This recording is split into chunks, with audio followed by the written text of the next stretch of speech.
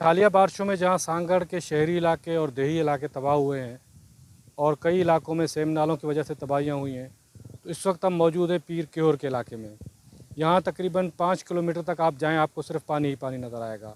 तकरीबन दर्जनों गांव हैं जो बिल्कुल पानी में डूब चुके हैं। कई लोग तो यहाँ से नकल मकानी करके महफूज मुकामात पर चले गए, लेकिन अभी भी कई ऐसे ख़ानदान हैं जो अभी तक वहाँ मौजूद हैं, क्योंकि उनको यही खौफ रहता है कि अगर हम सब घर छोड़ के चले जाएँ तो घरों से सामान ही चोरी हो जाएगा। वहाँ से आ रहे थे, घर देखने गए थे, सामान देखने गए थे, सामान नहीं निकाल पाए, वहाँ पे पड़ा हुआ है।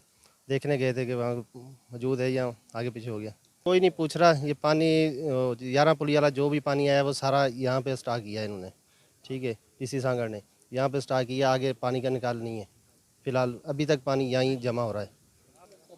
अब यहाँ से आगे जाएंगे रोड के ऊपर तकरीबन 1 किलोमीटर आगे जाएंगे, 3 से 4 फुट रोड के ऊपर पानी है, नीचे 10 से 11 फुट पानी है। इंतज़ामिया को जागना चाहिए, आगे देखना चाहिए। यहाँ भी इंसान रहते हैं, आगे पानी का कोई निकासी का कोई हल निकालना चाहिए।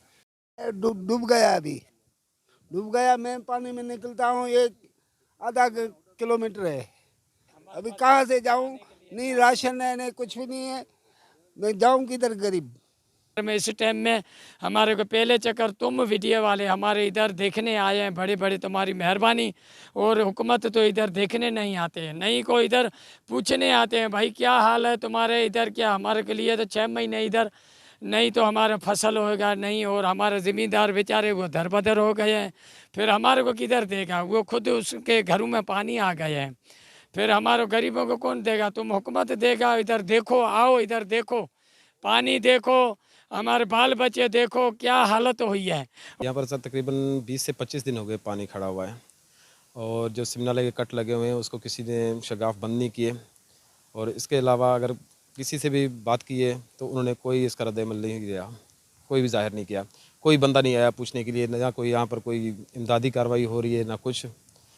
किसी चीज़ को मतलब जो भी है घर पे बंदे बैठे हुए हैं, खाने पीने के लिए मजबूर है।